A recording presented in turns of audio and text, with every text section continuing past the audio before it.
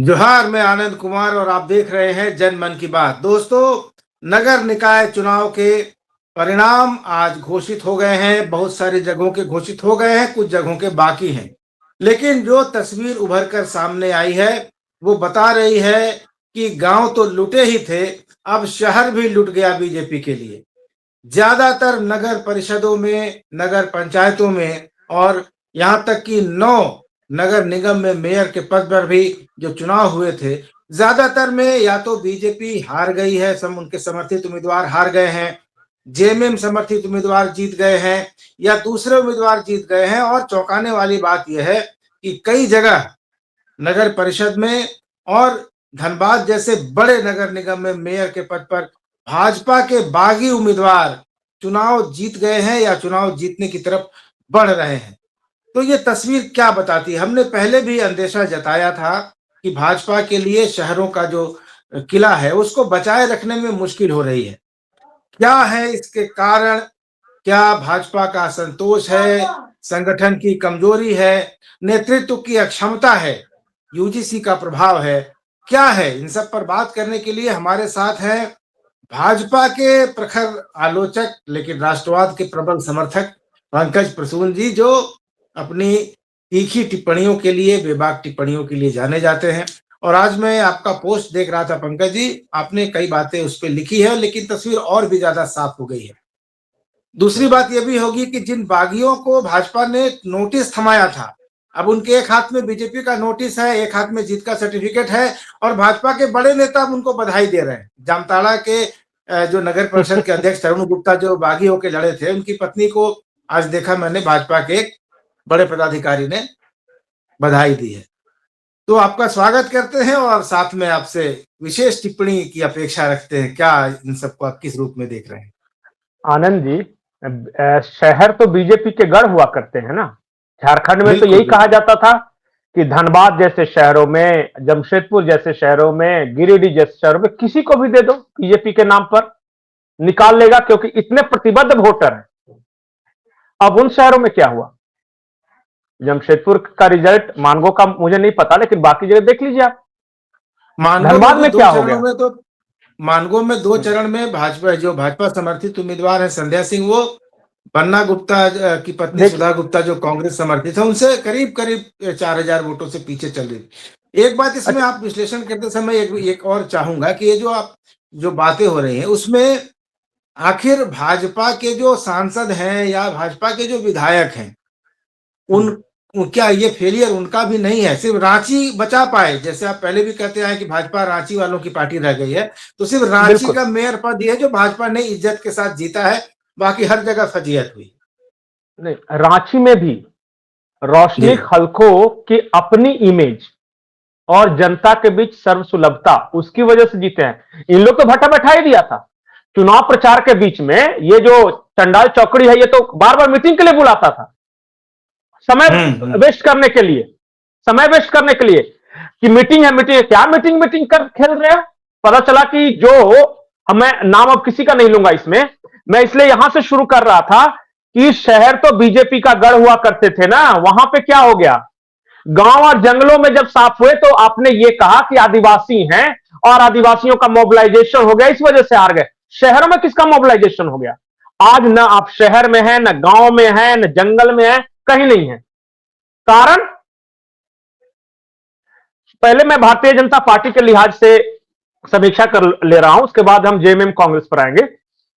कारण इनका क्या है? कारण क्या है? कारण यह है कि ऐसे लोगों को आपने पार्टी चलाने के लिए दे रखा है जिन्होंने अपने घर में नहीं जीत सकते जी, पंचायत छोड़ दीजिए। बहस करते हैं लोग कि संगठन का जो आदमी है ना वो अलग होता है और जन नेता अलग होता है। मेरे हिसाब से राजनीति सिर्फ राजनीति होती है, या तो जनता आपको पसंद करती है या फिर नहीं पसंद करती है। और मैं कुछ कड़वी बात आपके सामने आज बोलूंगा। क्या यह सच नहीं है कि पैसे लेकर बड़े पैमाने पर टिकट बांटे गए? और कोई बीजेपी का नेता सीना ठोक के मेरे सामने खड़े होकर यह कहे कि पैसे लेकर नहीं टिकट बांटे गए, तो मैं उसको सबूत दे दूंगा। आप ही के शहर में राजकुमार श्रीवास्तव हैं, यही नाम है ना उनका, कि रामकुमार श्रीवास्तव, उन्होंने प्रेस कॉन्फ्रेंस करके क्या क्या नहीं कहा, क्या क्या नहीं कहा उन्होंने। मैं वो प्रेस कॉन्फ्रेंस देख रहा था, मैंने कहा कि जरा भी अगर इनको शर्म होगी ना, निर्लज लोग हैं, एकदम निर्लज। और हर जगह नीरज सिंह के से जाके कभी पर्सनली बात कर लीजिएगा, वो सारी कहानी बताएंगे। धनबाद वाला जाके पूछ लीजिए, शेखर अग्रवाल से जाके कहानी पूछ लीजिए। आप ये जो गुप्ता जी बोल रहे हैं जामताड़ा वाले, पूछिए कि ये बीजेपी के बागी हैं, बागी क्यों जीत गया, आपने किसको टिकट दिया था। गिरिडीह में जाके पूछ लीजिए, गिरिडीह में इनका एक प्रतिबद्ध कार्यकर्ता कामेश्वर पासवान, वो 40 साल से 30 साल से झंडा ढो रहा है सब जगह। इन्होंने किसको टिकट दिया पता है, एक अल्ट्रासाउंड करने वाले को और ये सबको। और वहां में भी शहर में बिल्कुल पाकुड़ में ये वो जो थी सबरी पॉल, उनको हाँ सबरी पॉल, उनका क्या था कि लोकप्रियता थी, हर किसी को पता है, बच्चा बच्चा जान रहा है कि वही जीतने वाले सब कुछ। गए यहां से पैसे का खेल, और क्या कारण हो सकता है बताइए, पैसे का खेल नहीं तो और क्या कारण हो सकता है, कोई भी बता दे। बैठा दियो यहां पे, रांची में पता चला चरित्रहीन दलाल लोगों के आप जीते। जनता देखिए, जनता बंधक नहीं है किसी की नहीं, और लोकतंत्र में जनता का फैसला सर्वोपरि होता है, उसको मानना ही चाहिए। आप होगा आपका पार्टी में सेटिंग, पहुंचाते होंगे ऊपर पैसा, इससे जनता को क्या लेना देना है जी। बीजेपी, जब हम लोग संयुक्त बिहार में हुआ करते थे ना आनंद जी, तो दक्षिण बिहार का ये हिस्सा होकर, दक्षिण बिहार में बीजेपी तो कम से कम अच्छा है, वैचारिक रूप से जुड़ाव है, संगठन अच्छा है। अरे 14 में 12-12 सीट जीतते रहा था कि नहीं यहाँ पे। हाँ, जब सत्यानाश, हाँ सत्यानाश कर दिया पूरी पार्टी का, पूरी पार्टी को बर्बाद कर दिया। एक चीज मैं और बोलूंगा, आपने यूजीसी का मुद्दा अच्छा छेड़ा, बताइए तो कि झारखंड में जात पात की बात होती थी पहले इतना ज्यादा। आप भी यहां पत्रकारिता कर रहे हैं, हम भी पत्रकारिता कर रहे हैं, बीजेपी में नहीं हो रही थी। आज जाके बात कीजिए, जात पात की बात खूब करते हैं। इस मामले में मैं एक शख्स को हमेशा यह करूंगा कि जब तक अर्जुन मुंडा रहे तब तक कम से कम कास्टिज्म इतना नहीं था। ये शुरू हुआ रघुवर दास, और फिर उसके बाद तो अब तो पता चला कि महामारी का रूप ले चुका है बीजेपी संगठन के अंदर ही। कैसे जीतेंगे बताइए। ट्राइबल आपको बाहरी पार्टी बोल दिया, बच गए जो नॉन ट्राइबल वोट, उसमें आपने क्या किया कि महतो अलग, वो सुदेश महतो को ठेका दे दिया है, या फिर जयराम महतो को हाथ मिला लेंगे। इनकी तरफ से कोई प्रयास नहीं कि कोई महतो मेरा नेता बने, वो अलग हो गया। और जो बाकी बच गए, जो प्रवासी बच गए, मैं महतो इसलिए कहा कि मूल निवासी, तो मूल निवासी हो गया, आदिवासी हो गया। अब जो प्रवासी बच गए उसमें कास्टिज्म, पार्टी में बैठकर, पार्टी मुख्यालय के अंदर, मैं तो यहां तक जानता हूं कि पीठ पीछे क्या क्या एक दूसरे के बारे में नहीं बोलते। वो मैं खोलना शुरू कर दूं ना तो नंगे हो जाएंगे बाजार में ये सब। इनको पता है, इनको लगता हो कि किसी को नहीं पता है। यहां पार्टी ऑफिस में बैठ के जातिवाद बतियाया जाता है, यही नेतागिरी करोगे। नहीं, और चुनाव देख तो दलीय आधार पर चुनाव नहीं हो रहे थे। अब तो यही बोलेंगे, अब इनका यही बहाना होगा। नहीं, ये बहाना का भी मैं बता दे रहा हूं कि दलीय आधार पर नहीं हो रहे थे।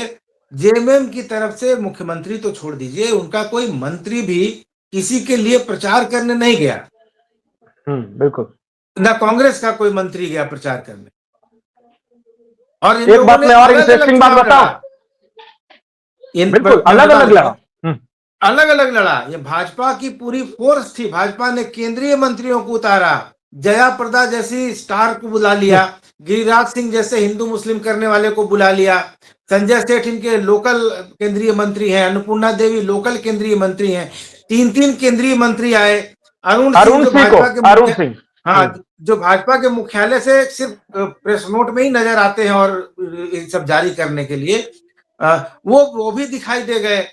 तो भाजपा ने तो पूरी तैयारी के साथ, पूरी ताकत के साथ चुनाव लड़ा, और उसके बावजूद ये रिजल्ट आया है उनका। जबकि महागठबंधन तो अलग अलग उम्मीदवार उतार कर फिर भी उसने हरा दिया आपको। आपके बागी संजीव सिंह जैसा आदमी टिकट मांग रहा था, बाकायदा चिट्ठी लेकर उन्होंने कहा कि हमको दीजिए, उनको आपने नहीं दिया। शेखर अग्रवाल को नहीं दिया, वो बाद में जाके जेएमएम में चले गए। तो ऐसी स्थिति जो पैदा हो रही है, और उनके सांसद विधायक क्या कर रहे हैं, जब मोदी के नाम पर ही प्रदेश अध्यक्ष बोलते हैं कि मोदी के नाम पर चुनाव लड़ रहे हैं। तो भाई, जब मोदी के नाम पर ही चुनाव लड़ोगे, नगर निगम का, मुखिया का, वार्ड काउंसिलर का, तो फिर आपके सांसद विधायक क्या कर रहे हैं? ये सब भी तो एक बड़ा सवाल हो गया है। बिल्कुल, आपने धनबाद का बहुत अच्छा जिक्र किया। धनबाद में जो बनेगा ढुल्लू उसका परिवार ही बनेगा। ये हो गई बीजेपी, उसी का भाई, उसी की पत्नी, वो अपने ढुल्लू। लोगों क्या मतलब यार, तुम पहुंचाते होगे पैसा, दूसरे को क्या लेना देना? जनता को। एक ही परिवार है, बाकी बीजेपी वहीं समाप्त हो गई, बाकी कोई नहीं है। हर जगह वही है। आपने जितने शहरों का नाम लिया, आप एक जगह की बात कर रहे हैं, संजीव सिंह की चिट्ठी। मैं कम से कम 10 कैंडिडेट से मिला हूं जो बीजेपी से टिकट मांग रहे थे, आज बागी होकर कम से कम जीत गए, कुछ नगर परिषद में और कुछ मेयर वाले में। वो कह रहे थे कि हम लोग डेडिकेटेड वर्कर, हम लोग सब कुछ, कोई भी ऐरा गैरा नथु खैरा कोई भी इनको पैसा पहुंचा दे उसको टिकट दे देंगे। ये हाल हो गया है। ये भी नहीं देखना है कि उसका बैकग्राउंड क्या है, कुछ नहीं। इतना ज्यादा ये लोग बेईमान हो गया है। मतलब कि ये हद ये हो गई कि अब कंपटीशन है कि भाई माल बटोर लो, पार्टी जाते लहंडे में। ये फितरत हो गई है। आपको आश्चर्य आपको आश्चर्य होगा, इन लोग का ये सत्ता पक्ष से सेटिंग करके पैसा कमा रहा है। अब बताइए इससे ज्यादा क्या बोल दें? ये तो इनकी स्थिति है। जामताड़ा में एक भाजपा के ही कार्यकर्ता से बात हो रही थी। उन्होंने कहा कि पिछली बार शायद वासुकीनाथ का जो नगर परिषद या नगर पंचायत है वहां भाजपा नहीं जीत पाई थी, लेकिन लगभग संथाल के जितने नगर पंचायतें थी और देवघर नगर निगम था, सब पर भाजपा का कब्जा था। आज स्थिति यह है कि 2 जगह भाजपा के बागी जीते हैं, एक आध जगह बीजेपी जीती है, बाकी कहीं नहीं जीत पाए ये लोग। कोल्हान में आप देखिए, चाकुलिया था, तुकसलाई था, मानगो नगर निगम है, आदित्यपुर है, चक्रधरपुर है, सरायकेला है, चाईबासा है।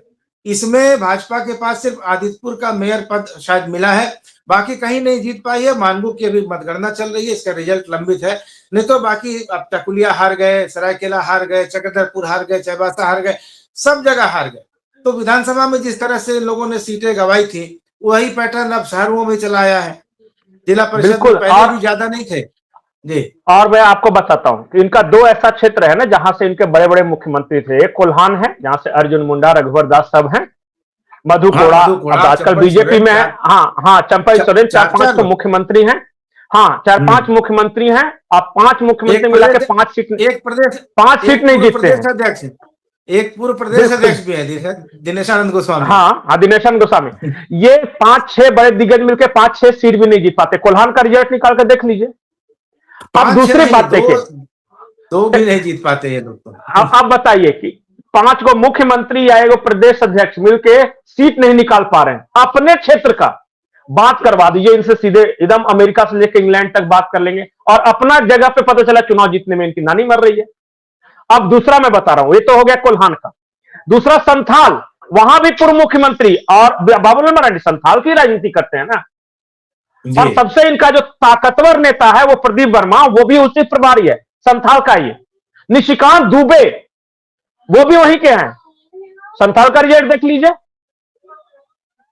इतना बड़ा बड़ा कहा तो ये भी जा रहा है कि कई जगह तो जो बड़े नेता थे उन्होंने बागी खड़े करा दिए, डमी खड़े करा दिए ताकि बीजेपी के उम्मीदवार न जीते जो समर्थन नहीं। खुलेआम इसमें कोई छुपाने वाला थोड़ा है। चंपई सोरेन नहीं खड़ा किए आप। अच्छा, एक बात मैं बताता हूं, निशिकांत दुबे बहुत बड़ा नेता है। उनका संसदीय क्षेत्र के रिजल्ट देख लीजिए विधानसभा चुनाव का, काहे सबके सब हार जाता है, एक भी काहे नहीं जीतता है। कारण जाके पूछे उन विधायकों से, वो कहेंगे कि यही हरवा देते हैं। वो बोल रहे हैं, ये स्थिति है। मैं सिर्फ देखिए, हमारा काम है समीक्षा करना और ईमानदार समीक्षा करना। मेरा किसी के साथ रिश्ता बनाना मेरा काम नहीं है। रांची राजधानी, पता चला 3-4 तो राज्यसभा सदस्य है, एक ही कमरे का सब आदमी, और जहां जिस खिजरी विधानसभा से राज्यसभा के सदस्य इतने सारे हैं, अपना अपना पंचायत में हारता है। सब बातें करवा लीजिए इनसे सीधे। एक को ऐसा नहीं है जो 3-4 करोड़ की गाड़ी से कम पे आता होगा। यह है स्थिति। और जब आप बोलिएगा ना एक लाइन में, जैसे आप बोल दीजिएगा आलोचनात्मक कुछ बोल दीजिएगा, अरे वो तो बीजेपी का विरोधी आदमी है, बोल देते हैं। दिल्ली वाले नेता से बोला मेरे बारे में कि वो बीजेपी का विरोधी पत्रकार है, कान में जाके बोल दिया, और समझ में नहीं आया क्या? उनसे मेरा रिश्ता नहीं था जिससे ये बोल रहे थे। ये हाल है। मैं अब बता रहा हूं, चुनाव प्रभारी बने थे यहां के पिछले विधानसभा चुनाव के। वो उनसे मैं गया था दिल्ली में मुलाकात करने। उन्होंने जी मेरे सामने क्या कहा पता है कि यार तेरा झारखंड बड़ा गड़बड़ है। मैंने कहा क्या हुआ सर? तो जो आता है ना वो बाकी का बुराई करता है। उतने बड़े नेता ये बोल रहे, जो उनसे मिलने जाता था मैं बाकी का बुराई करता था। ये तो इनकी असलियत है। और संगठन मंत्री एक लेके आए हैं, बाप रे बाप, कोई नहीं जानत है जग में कपि संकट मोचन नाम तुम्हारे। वो आदमी जो है ना एकदम, जब तक जैसे कि कांग्रेस के लिए जो एसेट राहुल गांधी है ना, झारखंड बीजेपी के लिए वही एसेट है। वो कहीं भी कार्यकर्ता, देखिए कार्यकर्ता बेचारा मजबूर है, पार्टी अनुशासन से बंधा हुआ है, उस पर कार्रवाई करेगा, उसका करियर बर्बाद कर देगा, तो बहुत आदमी नहीं बोलते। तो जो नहीं बोल पाते उसी के लिए तो हम लोग जैसा आदमी है जिसका कुछ लेना देना नहीं है पार्टी से। कार्यकर्ताओं जी का फीडबैक इतना गंदा है जैसे बाकी लोगों के बारे में, और उनके बारे में पूछिए बीजेपी कार्यकर्ता क्या क्या नहीं बोलते, मैं ऑन एयर बता नहीं सकता। ये हाल है। और परफॉर्मेंस ऑडिट कभी तो होता होगा ना किसी भी स्टेज पे पार्टी में। क्या परफॉर्मेंस ऑडिट है कि जब से आ रहा है तब से पार्टी लगातार डाउनफॉल की तरफ जा रही है, तो कौन देख रहा है भाई? अब नहीं देख 12 रहा से है 9 अब। सांसद आए, 12 से 9 सांसद आ गए, विधायकों की संख्या लगातार गिर रही है, आपका शहर चला गया, पूरा ट्राइबल सीट पे आप हार गए, सब कुछ। कौन इस पे कुछ तो होना चाहिए ना, परफॉर्मेंस को रिवार्ड, खराब परफॉर्मेंस को पनिशमेंट, कुछ तो इस तरह का रहेगा तब तो चलेगा कि सेटिंग कर नहीं, लिया बस हो गया। आपको लगता है कि बीजेपी का जो सेंट्रल लीडरशिप है वो झारखंड को देख भी रहा है, छत्तीसगढ़ को देखता है? देखिए छत्तीसगढ़ में सरकार बनवा ली उन्होंने, उड़ीसा को देखता है, उड़ीसा में नवीन पटनायक का उतना पुराना शासन उन्होंने ध्वस्त कर दिया, सरकार बना ली। मध्य प्रदेश में देखिए उन्होंने सरकार उनकी चल रही है, लेकिन बंगाल पर इतना ध्यान है उनका, बिहार पर उनका उतना ध्यान है, बिहार में इतना इनके एंटी इनकम्बेंसी लग रहा था कि बिहार में क्या हो जाएगा, सरकार आ गई। झारखंड पर जिस दिन हम, मुझे लगता है कि बीजेपी का लीडरशिप चाह जाएगा उस दिन सुधर जाएगी, लेकिन न जाने किन कारणों से बीजेपी का लीडरशिप झारखंड को बिल्कुल नहीं दरकिनार करके अनदेखा करके चलता है। बड़ा बड़ा इंटरेस्टिंग बात आपने कहा, झारखंड बीजेपी शीर्ष कमान, बीजेपी शीर्ष कमान यहां का जो लोकल नेता है ना, इससे वो हाथ धो लिया, समझ गया कि इन लोग का क्या है, यहां कुछ नहीं होने जा रहा है। अब वो दूसरा एक्सपेरिमेंट की कोशिश में है। मैं कोशिश में फिर से इसलिए कह रहा हूं क्योंकि यहां वाला नहीं मान रहा है।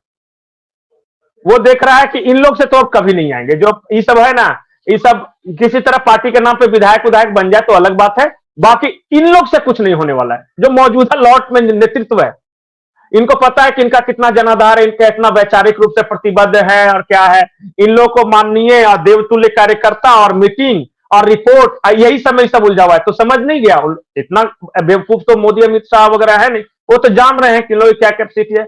अब वो देख रहे हैं कि यार इसका तो कुछ हो नहीं सकता है, कोई नजर भी नहीं आ रहा है उस तरह का कि जो पूरा पार्टी को रिवैम्प करे। तो जो जंग जीत नहीं सको तो सामने के सेनापति से बात करने लगो कि शायद समझौता होगा, कभी युद्ध विराम वही होता है ना।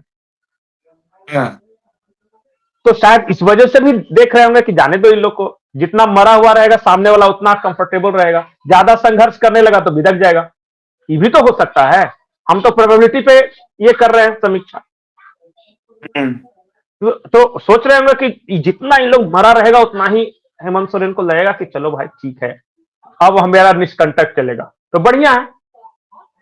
मैं आपको एक इंटरेस्टिंग बात बताऊं, एक बहुत, मैंने अपने पिछले पोस्ट में लिखा भी था कि एक बहुत पुराने स्वयंसेवक है, आजकल तो बेचारे एक्टिव नहीं रहते, लेकिन वैचारिक रूप से वहीं पे हैं। वो मुझे जो बात बोले ना, मैं हैरान रह गया। वो कह रहे थे कि झारखंड बीजेपी हेमंत सोरेन से सेट हो गई है। अब इसका अच्छा, क्या जवाब दीजिए? हाँ, हम बोले कि नहीं ऐसा नहीं हो सकता। तो बोले मानना है तो मानिए, नहीं मानना है तो मत मानिए। अब इसका क्या जवाब दीजिए बताइए तो। मतलब अभी तक हम तो हम लोग लोग चर्चा करते थे कि हेमंत सोरेन भाजपा के साथ जा सकते हैं, उनसे कुछ गठजोड़ कर सकते हैं, मगर हो गया कि मतलब बीजेपी ही शरणागत हो गई हेमंत सोरेन के, बीजेपी ही नहीं, सेट कर लिया मैच। अब क्या करें? अब मैं आपको एक और इंटरेस्टिंग बात बताऊं कि झारखंड बीजेपी का अधिकतर नेता दिल से चाह रहे हैं किस तरह हेमंत सोरेन इधर आ जाए ताकि कुछ कमाने का मौका मिले। विपक्ष में तो भाई कितना सेटिंग करके कमाए, यही फितरत हो गई है इनकी। संघर्ष नहीं। अच्छा बताइए, आज 10 बरस हो गए विपक्ष में रहते हुए, कितना आंदोलन किया भाई? विपक्ष में है, सड़कों पर उतर के आंदोलन करना है, लोगों के मुद्दे पर लड़ना है, कोई आपको नजर आ रहा है? पार्टी मुख्यालय में कॉन्फ्रेंस, प्रेस, बस बस बस वही और सोशल मीडिया, यही तो दिखता है, और तो कुछ दिखता नहीं है। सोशल मीडिया में इफेक्टिवली कोई वैचारिक रूप से थोड़ी लड़ रहे हैं। मानिए का छठी, बरही, ये जन्मदिन, मरण दिन, तो यही सब ना। और नहीं तो वो और एनिमेशन आजकल डालता है। अब हाँ, हाँ प्रधानमंत्री वाला, वही जो केंद्र वाला, बस। यहां पे हाँ क्या बस। संघर्ष कर रहे हो? सोशल मीडिया पे भी कुछ बेवकूफ लोग हैं जो आज भी वैचारिक स्तर कारण इनके तरफ से नैरेटिव वो सेट करने की कोशिश करते हैं। अभी इतना बड़ा मुद्दा चल रहा था, सरना वाला, ईसाई वाला, उसमें एक बीजेपी नेता कुछ नहीं बोला। एक झारखंड में मुद्दा की कमी है। आप बताइए, अच्छा, एक प्रेस कॉन्फ्रेंस अगर एक नेता एक विषय पे किया ना, तो तुरंत दूसरा नेता दूसरे विषय पे करने लगता है। आपकी पार्टी का वर्कर ही नहीं समझ सके कि क्या करना है। अब बोलिए, गलत बात बोल रहा हूं? ये डिस्ट्रॉयड लॉट है। अब झारखंड बीजेपी के बारे में इससे ज्यादा नहीं बोलूंगा। ऐसे ही मैंने काफी दुश्मन बना रखे हैं इन लोगों के चक्कर में। और जानते तो हैं चलिए इन लोग क्या करता है? एक आखिरी बात मैं बोल रहा हूं। एक नेता है जिसका दावा यह है कि उसके एक जेब में बीजेपी, दूसरे जेब में संघ है। वो क्या किया है कि सैलरी देके स्टाफ रख लिया है और उन लोग को फोन कर करके ट्रोल करवाता है।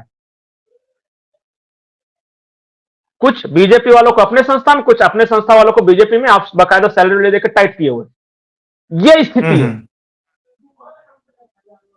मतलब मेरा कब्जा रहे, भले ही पार्टी 0 विधायक ले आए। और यही चल रहा है। अब क्या कीजिएगा इसमें? इसी दुखद स्थिति के साथ जीना है। भाजपा पर आप नहीं बोलना चाहते, थोड़ा हम लोग अब चर्चा कर लेते हैं हेमंत सोरेन के ऊपर। जी जी, कि आपकी आवाज कम हो गई एक अचानक। मिनट, एक फोन आ गया। हाँ, नहीं फोन आता नहीं, है ठीक। बस घूम जाता है। अरे बाबा।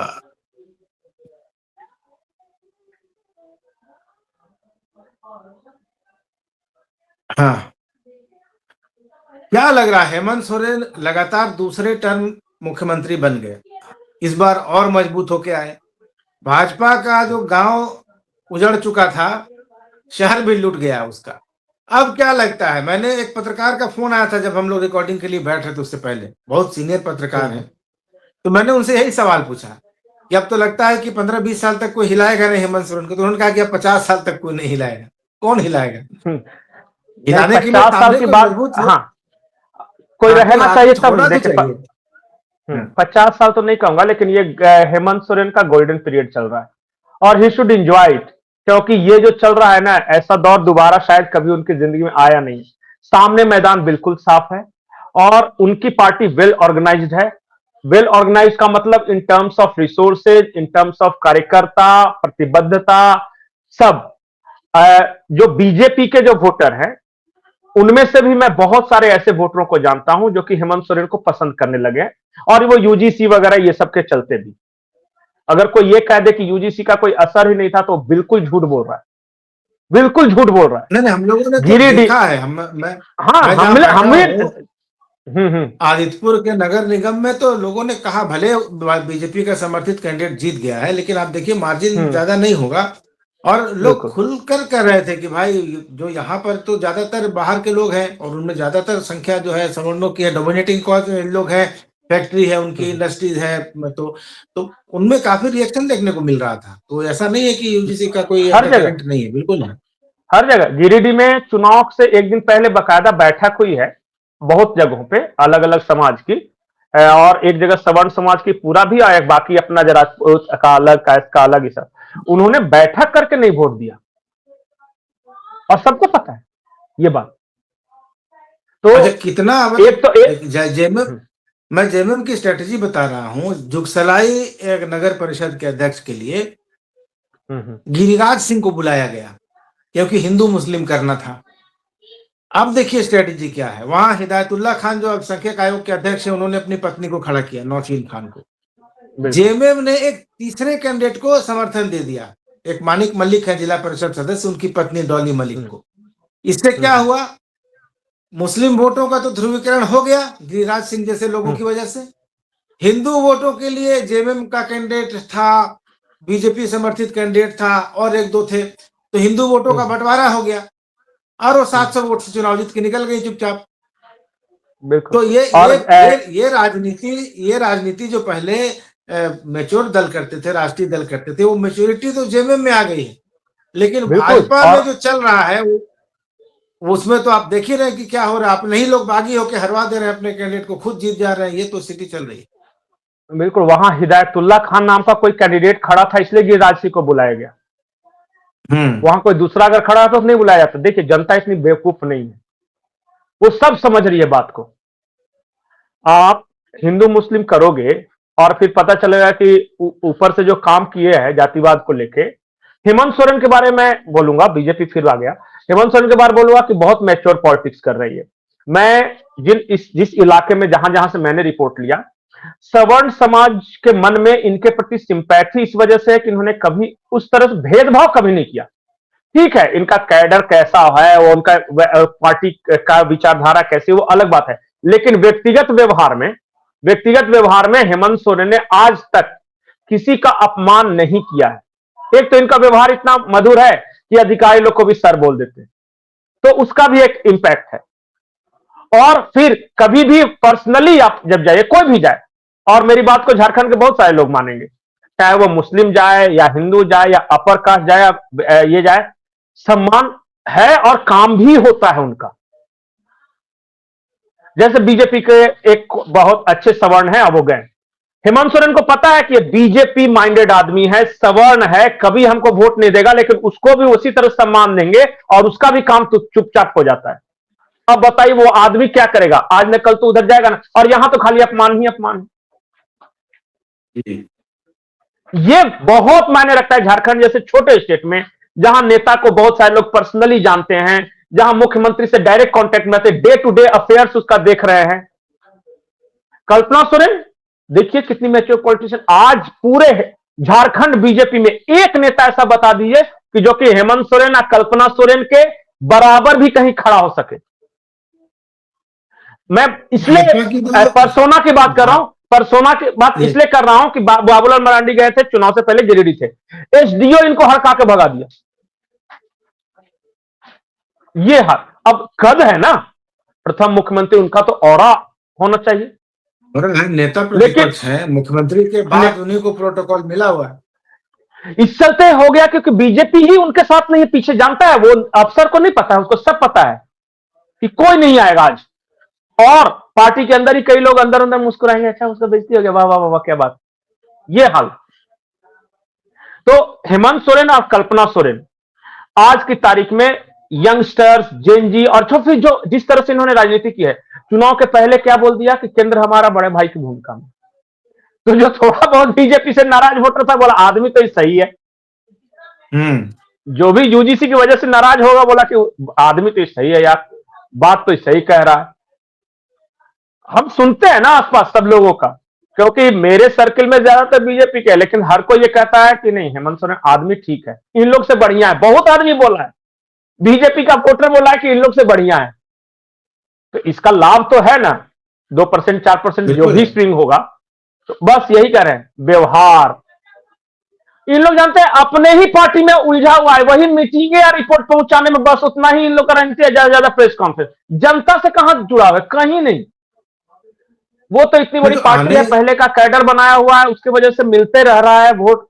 अब तो देखिए ना क्या हाल होता है आने वाले दिनों में जो होगा। देखिए जो जो विचारधारा से जुड़ा हुआ है वो तो विचारधारा से जुड़ा रहेगा, लेकिन वैसे लोग जिनकी प्रतिबद्धता फ्लोटिंग है, जो आर्थिक कारणों से, व्यावसायिक कारणों से पार्टी में रहते हैं, वो तो देखेंगे कि अब पार्टी लंबे समय तक सत्ता में नहीं आ रही है तो प्रतिबद्धता बदल लेंगे, वो सब दल में चले जाएंगे। कोई जेएमएम का रुख करेगा, कोई कांग्रेस की तरफ जाएगा। हाँ, दो तरह की बीजेपी है। एक बीजेपी वो है जो केंद्र में जब नरेंद्र मोदी का उभारा है ना, उसके बाद जिस तरह के एलिमेंट्स जुड़े हैं, उसमें बिजनेसमैन है, जमीन दलाल है, तो पता चले दूसरे तरह के काम करने, बालू वाला, ये सब एक वो लोग हैं।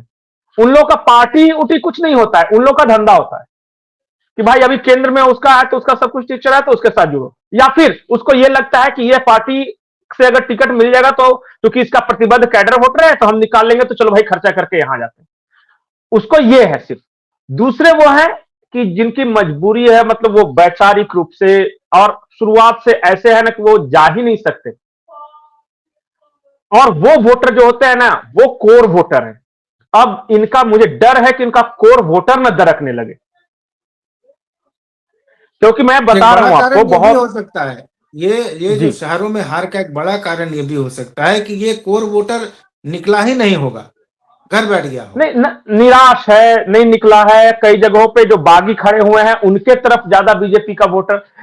ये तो छोटा चुनाव, चलिए एक चुनाव जब विधानसभा का हुआ था, सरजू राय खड़े हुए थे वहां जमशेदपुर ईस्ट से रघुवर दास के खिलाफ। इनको वोट देने वाला कौन था? वो बीजेपी का वोटर था, सब जान रहे हाँ, हैं हम। बीजेपी का।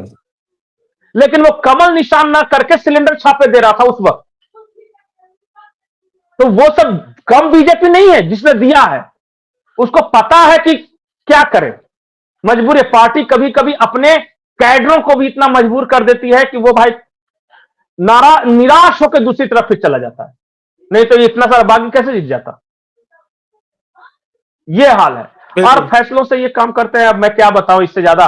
बाकी रही बात कांग्रेस की, तो कांग्रेस तो ठीक है, अभी चल रहा है, इतना उनका रहेगा झारखंड में, और सत्ता कांग्रेस में तो है तो बस इसका। ट्रैक्टर ट्रैक्टर के पीछे लगा हुआ ट्रेलर है। हाँ हाँ हाँ, बस। तो उसका नहीं बोल सकते। यहां तो मेन मेरे हिसाब से जो फैक्टर्स अभी सबसे बढ़िया जेएमएम, और जेएमएम में मैं एक घटना बताना बोल दिया। सरफराज अहमद आए हैं और उन्होंने हम्म। गिरिडीह में चुनाव के पहले एक बयान दे दिया था, और उन्होंने ये कहा था कि यार हम लोग का गठबंधन जो है, सवर्ण और मुस्लिम गठबंधन और दलित, ये तीनों कितना पुराना जमाना से चलता आ रहा है, सभी सब गड़बड़। ये बात बहुत आदमी को टच कर गया वहां पे। राजनीति देखिए कितना बढ़िया किया। और हम्म। तब जेएमएम से क्या है कि एक दलित खड़ी थी, और सरफराज अहमद अपने से है, ये है, और बीजेपी वाला सब सवर्ण को कुछ ना कुछ खींच के इधर लेके चले। तो तो एक मुझे एक लगता है, चीज देखिए, चुनाव में मायने रखता है। इस चुनाव से एक बड़ा परिवर्तन ये हो सकता है कि जैसे शहरों में, रांची में, जमशेदपुर में, धनबाद में, बोकारो में, जो कांग्रेस को ये सोचकर जेएमएम टिकट दे देता था कि चलो मेरा कोई जनाधार नहीं है, कांग्रेस लड़ नहीं। लेगी, भले हारे चाहे जीते। हम्म, अब ये मुझे हम्म, लगता है कि बहुत सारे शहरी इलाकों में भी झारखंड मुक्ति मोर्चा सोचेगा उम्मीदवार उतारने के बारे में। बिल्कुल, जैसे और सोचना चाहिए। महुआ माझी ने चुनाव लड़ा था विधानसभा का, 5,000 वोट से हारी थी वो, आपको याद होगा। हाँ, सीपीसी से। हाँ, इसके पहले वाला 2019 वाला चुनाव। बिल्कुल बिल्कुल। तो अब वैसे जगहों पर भी अब जेएमएम, जो कि मुझे लग रहा है कि अब जेएमएम का ये है कि ठीक है, अलायंस मेरा है, बढ़िया है, उससे हम जीत भी जाते हैं। लेकिन कहीं ना कहीं हेमंत सोरेन के मन में ये इच्छा है कि जेएमएम अकेले दम पर बहुमत लाए। हर पार्टी की ये इच्छा होती है, और हर पार्टी क्यों नहीं सुप्रीमो इच्छा की होनी ये इच्छा चाहिए? होती है। क्यों नहीं इच्छा होनी तो चाहिए? मैं ये अब जो शहरों की बात कर रहे हैं ना जेएमएम की, तो धनबाद से ही जेएमएम बना ही था। तो बिल्कुल। धनबाद तो स्वाभाविक रूप से उसका हक बनता है। रांची जैसे शहर में, रांची जैसे शहर में अभी तो इतना बार ट्राई करके देख लिए ना, सुबोधकांत सहाय, उनकी बेटी, ये सब लगातार कितना बार से हम्म। हार रहे हैं। तो अब एक बार कुछ चेहरा बदल के देखे, पार्टी बदल के देखे, शायद कुछ हो जाए। एक्सपेरिमेंट तो होगा ना, कि तुम हार रहे हो तो बिल्कुल। हारते रहो, लेकिन फिर भी तुम्ही को मिलता रहेगा। अनंत काल तक तो ऐसा चल नहीं सकता है। बहुत ऐसे जगह है जहां लगातार 3 बार, 4 बार, 5 बार से कांग्रेस हार रही है। तो बोलेंगे कि भाई जब तुम हार रहे हो तो हमको देख के देखो, शायद हम जीत जाए। इसमें क्या बुराई है? बिल्कुल। करना हाँ, भी तो मुझे चाहिए। लगता है विधानसभा में शहरी सीटों पर अब जेएमएम भी दावा करेगा। इसमें मुझे अब लग रहा है कि बहुत सारी बिल्कुल सीटें ऐसी हैं, काके की सीट जैसे कांग्रेस के पास है, तो रांची जेएमएम दावा कर सकता है। जमशेदपुर पूर्वी में कांग्रेस लगातार चुनाव हारती आ रही है, वहां जेएमएम दावा कर सकता है। तो मुझे लग रहा है कि अब धीरे धीरे जो है गठबंधन के अंदर का भी जो समीकरण है वो थोड़ा बदलेगा। और भाजपा जिस तरह से अब कमजोर होती जा रही है, रिवाइवल का कोई उसका जो है कोई न कोई एफर्ट दिख रहा है, न कोई उम्मीद दिख रही है। और बैठा बैठा कैडर और निराश हताश होता है, समर्थक भी हताश होते हैं, वोटर भी लगेगा कि जब जीतता ही नहीं तो वोट देने क्यों जाए बिना मतलब का, धूप में लाइन लगने के लिए। तो ये सब चीजें बिल्कुल। बीजेपी को और कमजोर करेगी। लेकिन ये सबसे बड़ा सेटबैक है। आखिरी बात मैं बोल जी। रहा हूं, आखिरी बात बोल रहा हूं मैं, कि देखिए, कोई भी पार्टी का जो कैडर होता है ना, उसका जैसे कि 1 बार, 2 बार, 3 बार तक बर्दाश्त कर सकता है। मान लिया कि मेरी उम्र 25 साल है, मैं बीजेपी में इस उम्मीद से जुड़ा हूं कि जब पार्टी सरकार में आएगी तो मुझे कुछ फायदा होगा। अब वो पता चला जी। 2 टर्म 3 टर्म हार गया, तो वो 25 साल का व्यक्ति तो अब 50 साल का हो गया, तो उसका तो पूरा जिंदगी खत्म हो गया ना। खत्म हो वो गया। तो फिर दूसरा ऑप्शन, हाँ। तो वो क्यों आपके साथ लटकन रहे? आप 2 बार हार चुके हैं लगातार, 2 बार। तीसरे बार की कोई उम्मीद नहीं है। तो समझिए 15 साल अगर जेल में रह गया तो जो कैडर इनके साथ करियर शुरू किया होगा 30 साल 35 साल 40 साल में आमतौर पे करते हैं, वो उसका 15 साल तो पूरा चला गया ना उसका। वही तो उसके पास कमाने धमाने परिवार चलाने का ये था, नहीं टिकेगा। जी नेताओं के पास ये लिबर्टी होती है, एक चुनाव हारे दूसरे चुनाव में दूसरा दल बदल लिया, जबकि बेचारा कैडर तो फंसा रहता है इसी सब चक्करों में। उसके नहीं, सामने कैडर ये को भी भी रहता है कि पार्टी छोड़ देंगे तो हो सकता है कि विधायक सांसद मुखिया का चुनाव में हमको पार्टी खड़ा कर दे, तो वो भी एक डर रहता है कि छोड़ेंगे तो वहां मिलेगा कि नहीं। तो इस चक्कर में बेचारा जीवन बर्बाद करता है, फिर बाद में जो है परिवार से अपना सुनता है ताना कि तुम तो जीवन भर राजनीति किए, बिल्कुल ये कुछ नहीं, पर परिवार भी खराब हो बहुत गया, ऐसे जीवन भी खराब हो गया, सब खराब हो गया। तो चलिए, तो बिल्कुल बिल्कुल भाजपा की आज हमने समीक्षा कर ली नगर निकाय के चुनावों में, और ले देखे बीजेपी के पास जो कुछ बताने को कुछ कहने को था, वो भी अब किला पूरा तो नहीं गिरा है लेकिन दरक गया है, बहुत सारा भाग उसका धराशायी हो गया है, कुछ बागियों ने गिरा दिया और कुछ विपक्षियों ने उसके जो है वो चला गया, और कुछ उसकी अपनी करनी से चला ही जा रहा है। तो भाजपा के लिए आने वाले दिन बहुत मुश्किल भरे हैं, तो भाजपा के लिए आने वाले दिन बड़े मुश्किल भरे दिखाई दे रहे हैं। दूसरी तरफ हेमंत सोरेन और लगातार दिन प्रतिदिन मजबूत होते जा रहे हैं। झारखंड की यही कहानी है, कुछ दिनों में देखेंगे अगले चुनाव तक भाजपा के पास विधानसभा और लोकसभा में क्या स्थिति बनती है, लेकिन उसका जो सेमीफाइनल था वो आज दिख गया। भले चुनाव बहुत दूर हो, लेकिन हेमंत सोरेन सरकार के अगर कामकाज को लेकर थोड़ी एंटी इनकम्बेंसी होती या थोड़ी भी नाराजगी होती तो भाजपा की ये दुर्गति तो कम से कम नहीं होती। तो पंकज जी, आप आए और आपने अपनी बातें रखी, मुझे उम्मीद है कि दर्शकों को अच्छा लगा होगा, भाजपाइयों को भले अच्छा ना लगे। हालांकि भाजपा के भी एक बड़े वर्ग को अच्छा लगता है ये सब सुनने में, क्योंकि आप उनके दिल की बात कह देते हैं जो वो नहीं कह पाते। तो वैसे भाजपाई आपसे जरूर खुश होंगे। तो दोस्तों, आपको ये वीडियो कैसा लगा और आप क्या हमारी राय से सहमत है कि धीरे धीरे भाजपा झारखंड से अपने पांव जो थे वो खुद ही उखाड़ रही है, दूसरों को उखाड़ने की जरूरत ज्यादा नहीं पड़ रही है? अपनी राय जरूर दीजिएगा, चैनल को सब्सक्राइब जरूर कर लीजिएगा। पंकज जी को धन्यवाद देते हुए विदा लेते हैं। धन्यवाद, नमस्कार।